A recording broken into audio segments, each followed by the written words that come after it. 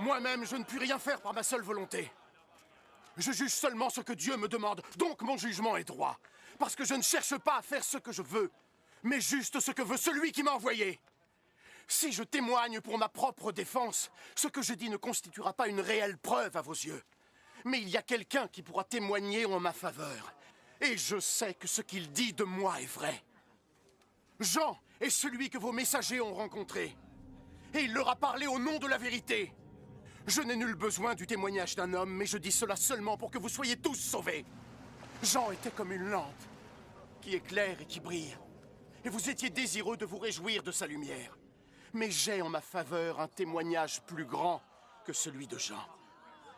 Ce que je fais, c'est-à-dire les actions que mon père m'a chargé d'accomplir, ces actions parlent en ma faveur et montrent que le Père m'a envoyé. Et le Père qui m'a envoyé également témoigne en ma faveur. Vous n'avez jamais entendu sa voix ni vu son visage. Et vous ne portez pas son message dans vos cœurs, parce que vous ne croyez pas en celui qu'il vous a envoyé. Vous étudiez les Écritures, parce que vous pensez sans doute y trouver la vie éternelle. Mais ces mêmes Écritures parlent de moi. Pourtant, vous n'êtes pas prêts à venir à moi pour recevoir la vie. Je ne cherche pas les louanges des hommes, mais je sais quel genre d'humain vous êtes. Et je sais que vous n'avez pas d'amour pour Dieu dans vos cœurs. Je suis venu par la volonté de mon Père, et vous n'avez pas voulu me recevoir. Cependant, quand un autre viendra en son nom, vous le recevrez.